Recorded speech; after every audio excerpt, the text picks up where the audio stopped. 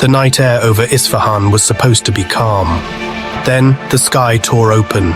Deafening explosions shattered the peace, orange and white light pulsing against the ancient city's skyline.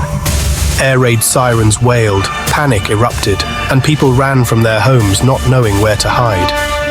The blasts marked the start of a long, terrifying night.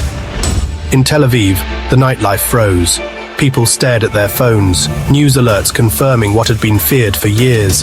An operation was underway. There was anxious pride, but also dread. Everyone knew a strike on Iran could provoke devastating retaliation. The target Iran's nuclear facilities, explosions centered on sites suspected of weapons development. Villages near Isfahan shook, windows shattered, fireballs lit the sky. For families huddled in basements, it was about survival, not geopolitics. In Israel, silence reigned. Pilots returned to bases, the mission over, but the tension just beginning. The government stayed silent, leaving the nation in suspense. On Tel Aviv's beaches, young people gathered, faces lit by phone screens, sensing this night was a turning point.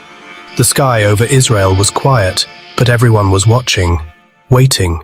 The world held its breath, uncertain what would come next. The night had changed everything, and the dawn would bring only more questions. At sunrise, Israel broke its silence. The government called the strike a defensive, preemptive move, claiming Iran was weeks from a nuclear weapon. The message Israel would not allow its enemies to go nuclear. Iran responded with denial and defiance, first calling the blasts an accident, then blaming Zionist aggression, but downplaying the damage. Officials vowed revenge, but left the timing vague, fueling uncertainty.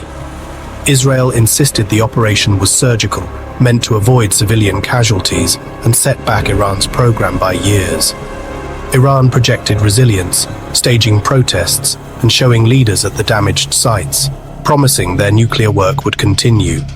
Both sides performed for the world, each trying to control the narrative and the next move. The world watched, bracing for what might come. As the dust settled, a new question emerged. Did Israel act alone? Rumors swirled that Donald Trump, far from office but never far from power, had given a secret green light. Whispers in Washington suggested Israeli officials had spoken with Trump's inner circle, not the current administration. The theory a Middle East crisis would help Trump politically, letting him claim strength and paint his rivals as weak. The White House denied involvement, but their words rang hollow. Israel denied coordination, but speculation grew. The world now faced the possibility that a former president could shape global events from the sidelines. The lines between official policy and personal ambition had blurred. This episode felt straight from the Trump playbook: strategic chaos. By keeping everyone guessing, he gains leverage, ally, adversary, or both. A subtle nod to Israel injects confusion, forcing the current administration to react, making them look weak. Trump's influence becomes a global variable, his name at the center of every crisis. He thrives on ambiguity, claiming credit or blame as needed, always staying relevant. The chaos projects strength, making him seem the only one who can command it. The Israeli strike became a real-world demonstration of this doctrine, with terrifying consequences. Beyond the power games, the human cost mounts. In Iranian villages, families bury their dead, ordinary people caught in the crossfire. Protests erupt, not for the government, but against their own vulnerability. In Israel, families prepare bomb shelters. Parents explain war drills to their children. A mother watches her son pack for reserve duty, praying he returns. The international community is paralyzed, old rules failing in a new, unpredictable game. Leaders speak of strategy and survival, but it's ordinary people who suffer.